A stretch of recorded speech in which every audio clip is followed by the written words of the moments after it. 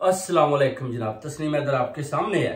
जब तक मुल्क से इन बकाओ मीडिया जो बिके हुए लोग हैं, जो गलत पॉलिसीज के तहत यानी जिनको लिफाफा साफी भी आप कहते हैं, वो मिले हुए हैं और वो गद्दारियां करते हैं पाकिस्तान के साथ, जब तक इन मीडिया वालों को भी, इन गद्दारों को भी मुल्क से साफ नहीं किया जाएगा, जो गलत रिपोर्टें देते हैं और चोरों और डाकुओं का साथ देकर, अरशद शरीफ के कत्लों का साथ देकर मुल्क की तरक्की को रोकते हैं और अवाम को और तरह की डायरेक्शन के साथ गलत चीजें दिखाते हैं, जिससे मुल्क में इंतशार फैलता है। और मैं कहता हूं कि सबसे पहले इन लोगों का खात्मा होना चाहिए, इन चैनल्स का भी खात्मा होना चाहिए जो हक और सच के साथ नहीं खड़े होते, जो बिक जाते हैं। इनके ऊपर भी कुछ ऐसी इंस्ट्रक्शंस होनी चाहिए कि आपने हक और सच का साथ देना है। अगर कोई चैनल गलत रिपोर्टिंग करता है, किसी मफरूर, किसी पाकिस्तान से भागे हुए, किसी अरशद शरीफ के कातिल, किसी इमरान खान पर हमला करने वाले किसी कातिल, किसी ऐसे आदमी का साथ देते हैं जो पाकिस्तान के अदारों को वांटेड है, जो उधर से भागा है, तो मैं समझता हूं कि मीडिया को उनका साथ नहीं देना चाहिए, बल्कि हक और सच की बात करनी चाहिए। अगर आप लोग उनसे पैसे लेकर गलत रिपोर्टिंग करते हैं तो आप पाकिस्तानी अवाम के साथ सरासर ज्यादती करते हैं। आपको अपने गिरेबानों में झांकना होगा, देखना होगा कि सियासत को इबादत समझकर करने वालों का आपको साथ देना होगा, ना कि आपको इन लोगों का साथ देना है जो चोर, डाकू और अरशद शरीफ के कातिल हैं। ऐसे लोगों का अगर आप साथ देंगे तो आप याद रखें, एक दिन आपकी भी पकड़ आएगी, आप बहुत ज्यादा दूर नहीं भाग पाएंगे। अभी टाइम आने वाला है, इंशाल्लाह आप देखें पाकिस्तान मुआशरत किस बुरी तरीके के साथ वो जो है अपना नीचे जा रही है, और कितना वो जो रुपए की कीमत है 330 पर चला गया है, डॉलर भी देखें कितना ऊपर चला गया है।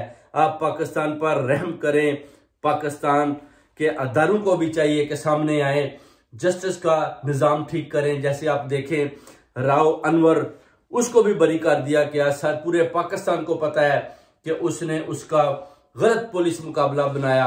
आज उन जजेस ने उनको भी बरी करके दोबारा उनको आईजी पंजाब में कहीं उनको दोबारा तयन कर दिया गया। तो आप देखें कि ये कितनी जुल्म और ज्यादती की बात है कि इस कंट्री में जब तक जस्टिस का निजाम ठीक नहीं है, तो आप देख लें जो गरीब लोग हैं उनको कहां से जस्टिस मिलेगी, क्योंकि अमीर आदमी तो उन पंजों से बाहर निकल जाते हैं। अभी आप देखें जैसे कि मुफ्ता इस्माइल साहब भी कह रहे थे कि जनाब पाकिस्तान में जस्टिस बिल्कुल ही नहीं है, दूर दूर तक दिखाई नहीं देती इस वक्त।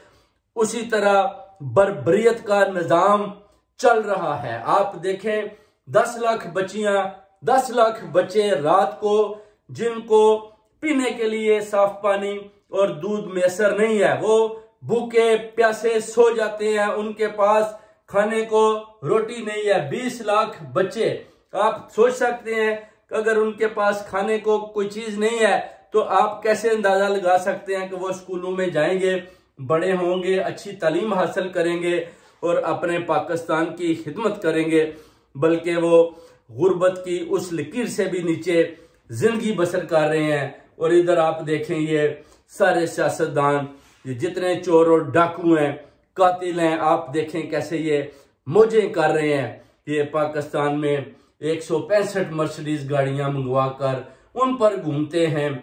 इनके आप खर्चे देखें, 8-8 लाख की जूती, उसके अलावा 7 माह में 100 करोड़ रुपया इनके ऊपर खर्चा आ रहा है। इनसे आदमी पूछता है कि बिलावल भुट्टो तुम बताओ कि तुमने जो इतना अवाम का पैसा तुम पर खर्च किया गया, तुम बाहर से क्या लाए?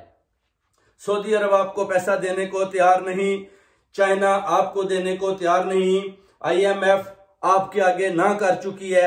आप कितनी देर बाहर जाओगे, लोगों से पैसे मांगोगे? आपको लोग पैसे क्यों नहीं देते? जैसे कि शहजादा सुलेमान ने भी बोला है कि आप लोग इलेक्शन करवाओ, अगर आप फिर इलेक्शन करवाते हैं, जो पार्टी जीतकर सामने आती है, फिर हम सोचेंगे हम आपको पैसा देते हैं कि नहीं। अगर आप बोले कि हम आपको ऐसे ही गैर मशरूती तौर पर पैसा दे दें तो वो हम आपको देने के लिए तैयार नहीं है। तो आप देख रहे हैं कोई भी कंट्री, उन्होंने जब जिनेवा में आपको बोला कि हम आपको पैसे देंगे, तो किसी ने भी आपको पैसे नहीं दिए। बेसिकली वर्बली उन्होंने बोला कि हम इतने इतने इन्वेस्टमेंट कर रहे हैं, किसी ने कोई इन्वेस्टमेंट नहीं की।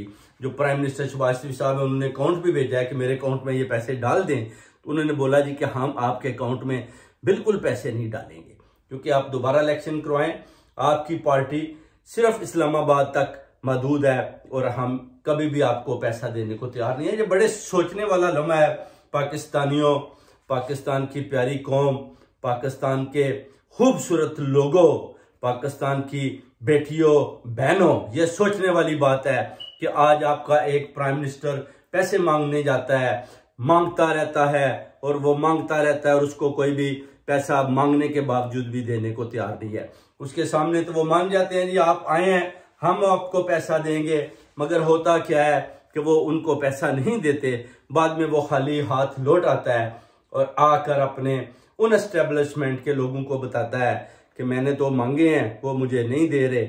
और अब एस्टेब्लिशमेंट भी सर जोड़कर बैठ चुकी है कि ये कौन सी एक यतीमखाना जो हम चला रहे हैं, जो PDM है, इसको कैसे फारिग किया जाए। अभी आप देख लिया जनरल जो Asim Munir chief of army staff है, उसको भी अंदर के जराये से मुझे पता चला है, उसको भी ये मिलकर फारिग कर रहे हैं। और उसको फारिग करने में अपना जनरल रहील शरीफ, उसके अलावा जो शहजादा अब्दुल्ला है अपना सऊदी अरब का, उसका हाथ है। वो कहते हैं कि इसको जल्दी से, जितनी जल्दी होता है इसको इसके ओहदे से हटाएं और कोई नया चीफ ऑफ आर्मी स्टाफ लेकर आए, क्योंकि हमें ये मंजूर नहीं है।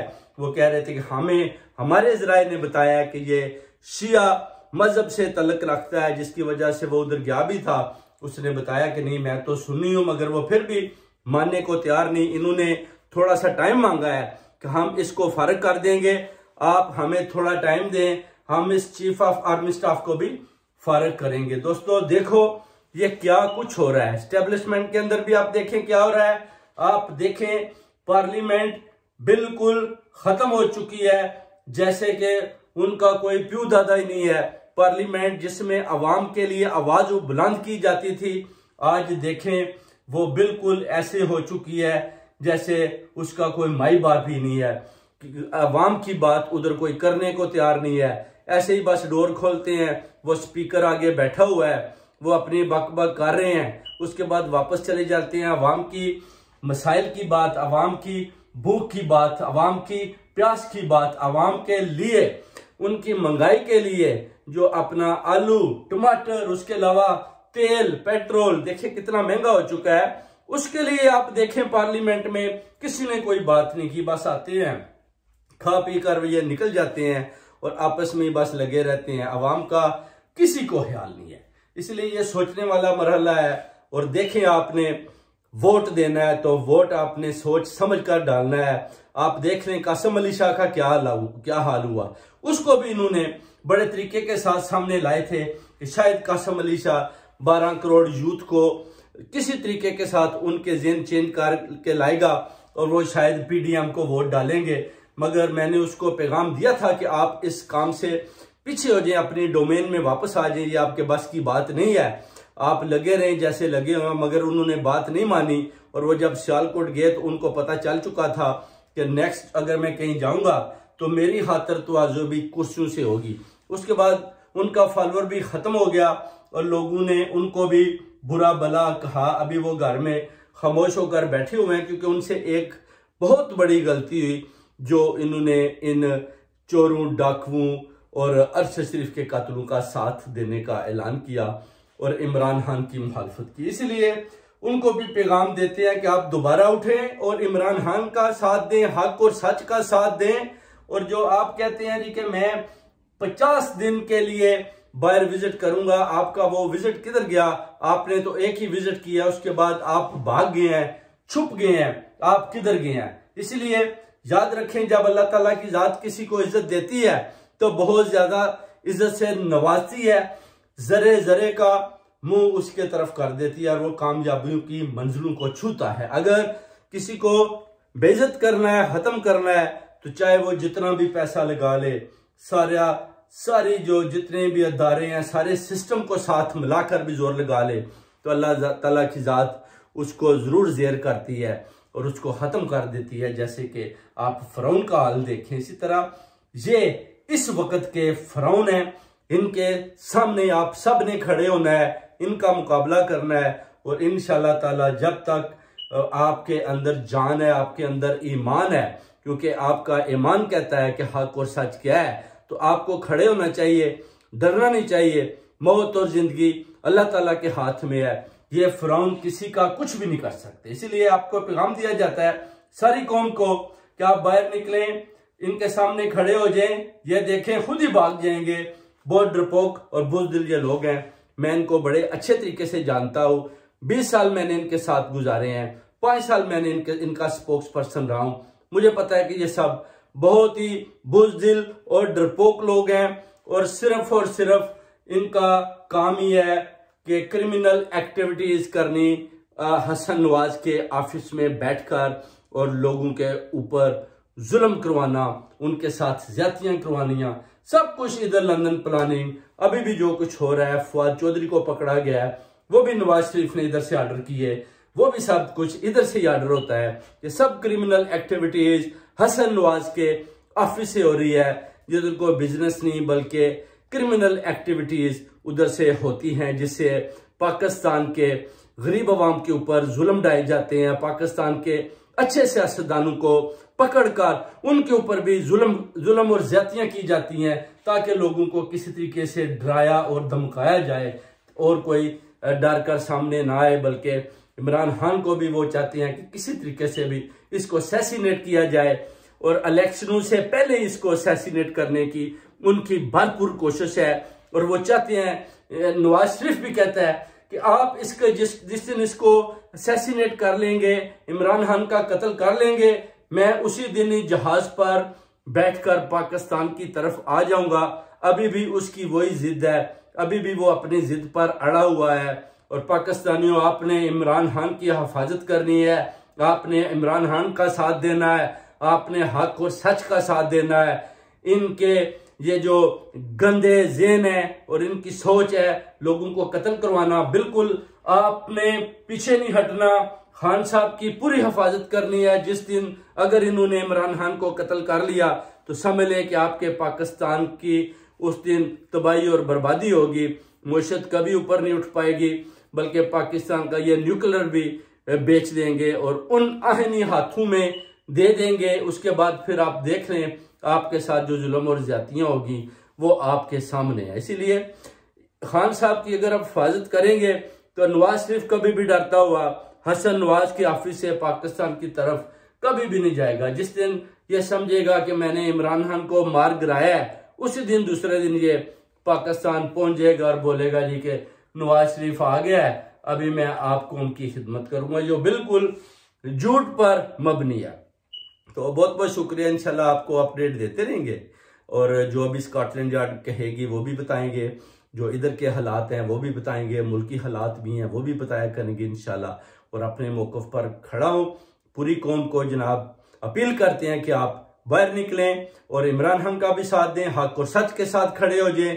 इन चोरों, डाकुओं, अरशद शरीफ के कातलों को इनको इंशाल्लाह बिहाइंड बार इनको इनके मन तक अंजाम तक पहुंचाना है। पाकिस्तान जिंदाबाद।